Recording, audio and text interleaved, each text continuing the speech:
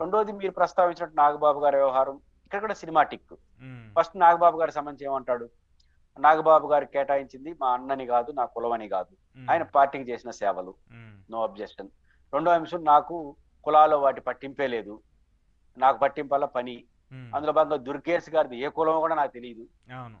ఈ రెండు మాటలు మాట్లాడినారు. ఉమ్, నాకు ఇక్కడ ఆశ్చర్యకరం ఏంటంటే కృష్ణమాదిక్ గారి కోసం చెప్పాడు అనుకుంటాడు. కృష్ణమాదిక్ మధ్య చెప్పాడు కదా, మందకృష్ణ మీరు మాది గారు మూడు ప్రశ్నించారు దీనికి ఆ సంబంధించి.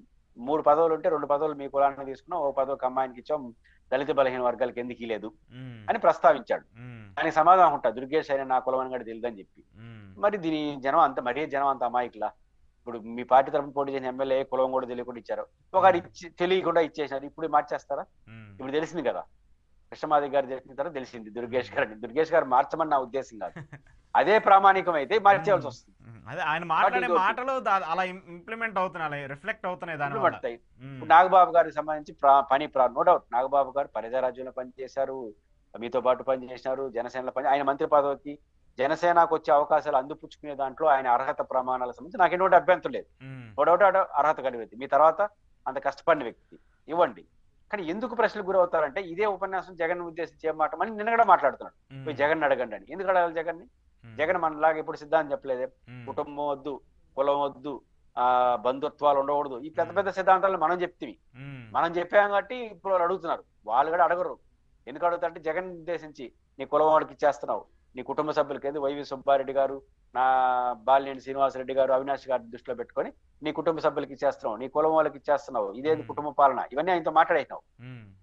ఇప్పుడు వాళ్ళు అడగరా ఇప్పుడు మీ కుటుంబ సభ్యులకు నువ్వు ఇచ్చావని? కాబట్టి వచ్చిన 4 సీట్లు, 4 మంత్రి పదవులు సోదరుడికి వస్తే 3 కాపు, 1 కమ్మ, ఓ దళితులు లేరు, బీసీలు లేరు అనే ప్రశ్నలు గురిగారా? ఎప్పుడు గురిగొస్తాయి? మీరు మాట్లాడినారు కాబట్టి, మీరు మాట్లాడుకున్నా ఉంటే రాదు. తలెత్తారు కదా, మాట్లాడతారు. ఆ పార్టీలో ఉన్నటువంటి ఎమ్మెల్యేలు తక్కువ ఉన్నా కూడా వాళ్ళలో కూడా ఒక అసంతృప్తి ఉంటది కదా, ఆశావాళ్ళు ఉంటారు, వాళ్ళు కూడా పార్టీ కోసం పనిచేసిన వాళ్ళు ఉంటారు కదా చాలా మంది.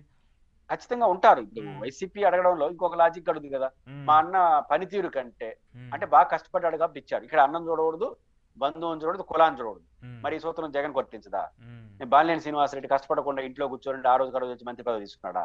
ఆయన ఉమ్మడి ఆంధ్రప్రదేశ్ లో కేబినెట్ మంత్రి. జగన్ కోసం రాజీనామా చేసి వచ్చాడు. ఈ రోజు ఉండకపోవచ్చు.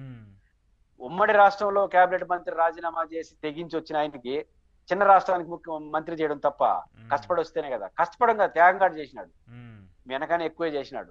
మీ అన్న మీకెంత చేసినాడో వైసీపీకి బాలిన అంతకన్నా ఎక్కువే చేసినాడు. సుబ్బారెడ్డి గారు ఇంట్లో కూర్చోడానికి పక్కన బాబాయ్ రూపంలో వచ్చేసినాడా? అవినాష్ రెడ్డి గారు తమ్ముడు రూపంలో వెంటనే వచ్చేసినాడా? వీళ్ళందరూ నా కష్టమే క్రైటీరియాగా ఉన్నప్పుడు మీ పార్టీ కోసం నాగబాబు గారు చేసిన కష్టం కన్నా అవినాష్ రెడ్డి గారు వైసీపీకి చేసింది, సుబ్బారెడ్డి గారు వైసీపీ చేసింది, బాలినేని శ్రీనివాసరెడ్డి వైసీపీ చేసింది ఇంకా ఎక్కువే, ఇంకా ఎక్కువ రిస్క్ తీసుకున్నారు.